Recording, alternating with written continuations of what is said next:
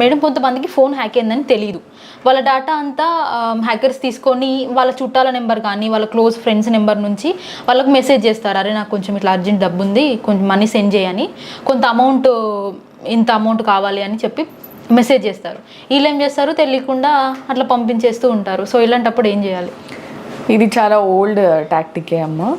ఎప్పుడైతే సడన్గా మీకు ఫోన్పే ఇంత అమౌంట్ కావాలి, నేను అర్జెంటుగా ఏదో డేంజర్లో ఉన్నాను, వన్ ఆఫ్ యువర్ క్లోజెస్ట్ ఫ్రెండ్సో లేకపోతే రిలేటివ్సో బ్రదర్ సిస్టర్ దగ్గర నుంచి మెసేజ్ రావడం, అలాంటప్పుడు డెఫినెట్గా మీరు వాళ్ళకి కాల్ చేసి, ఒకవేళ వాళ్ళ నంబర్ పనిచేయకపోతే ఫ్యామిలీకి కాల్ చేసి కనుక్కోవాలి.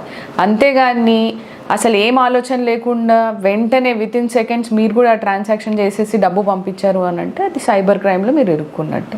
ఓకే, దాని బాధితులు మీరు అయినట్టు. ఎందుకంటే ఈ హ్యాకర్స్కి ఇప్పుడు నార్మల్గా లోన్ రికవరీ ఏజెంట్స్కే మీ మొత్తం డేటా వెళ్ళిపోతుంది, అట్లాంటిది హ్యాకర్స్ మీ దగ్గర ఉన్న కాంటాక్ట్స్ కొట్టేయడం పెద్ద విషయం కాదు. సో ఇలాంటప్పుడు ఏం చేయాలి మేడం? వెంటనే మీరు ఫస్ట్ ఆఫ్ ఆల్ పంపించకుండా క్రాస్ చెక్ చేసుకోవాలి నిజంగా ఏ డేంజర్లో ఉన్నారు. ఓకే, అండ్ ఇంకోటి 1930 నెంబర్ ఉంటుంది.